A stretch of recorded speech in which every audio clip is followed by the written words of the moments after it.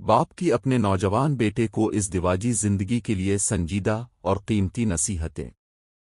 بیٹے، اگر تم ایک خوشحال اور پرامن اس دواجی زندگی گزارنا چاہتے ہو تو میری ان باتوں کو دل سے سنو، سمجھو اور زندگی کا حصہ بنا لو۔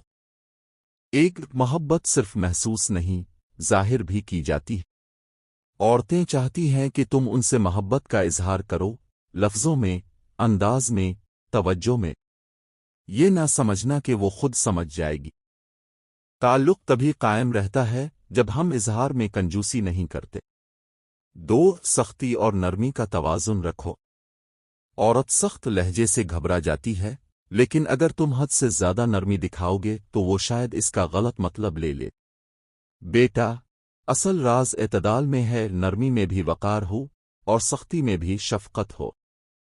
تین، جو توقعات تم بیوی سے رکھتے ہو وہی وہ بھی تم سے رکھتی ہے۔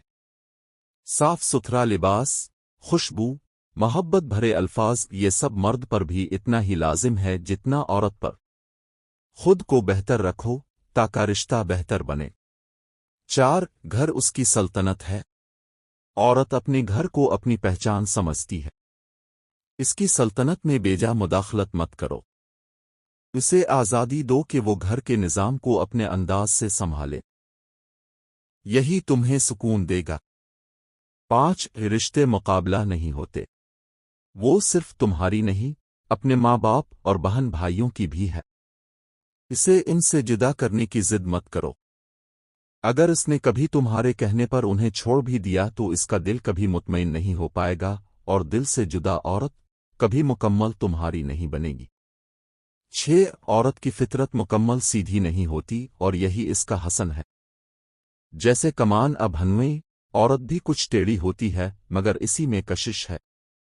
اسے زبردستی سیدھا کرنے کی کوشش نہ کرنا ورنہ وہ ٹوٹ جائے گی۔ نہ حد سے زیادہ سخت بنو، نہ ہر بات مان لینے والے کمزور شوہر۔ بس سمجھداری اور حکمت سے اسے سنبھالنا سیکھو۔ سات، عورت بعض اوقات ناشکری کر سکتی ہے۔ کتنا بھی کچھ کر لو، وہ ایک کمی کا شکو کر سکتی ہے۔ یہ اس کی فطرت ہے، اس سے دل چھوٹا نہ کرنا۔ اس کے دوسرے خوبصورت پہلوؤں کو یاد رکھو اور اللہ کے بندوں سے اللہ کے لیے محبت کرنا سیکھو۔ آٹھ، کچھ دن عورت کے لیے جسمانی طور پر کمزور ہوتے ہیں۔ جیسے اللہ نے ان دنوں میں اس پر عبادات کی چھوٹ دی ہے، تم بھی ان عوام میں اس پر بوجھ نہ ڈالو۔ اس کی مدد کرو، سہولت دو اور اس کی جسمانی و ذہنی کیفیت کا لحاظ رکھو۔ نو، اور آخر میں یاد رکھو، تمہاری بیوی تمہارے پاس ایک امانت ہے جس کے بارے میں اللہ تم سے پوچھے گا۔ اس کے ساتھ محبت، مہربانی اور عزت کا سلوک کرو، جیسے تم اپنے رب سے اپنے لیے رحم کی امید رکھتے ہو۔ بیٹا، یاد رکھنا، محبت صرف لینا نہیں، دینا بھی ہے، اور ایک مضبوط رشتہ وہی ہوتا ہے جس میں برداشت، سمجھداری اور شفقت ہو۔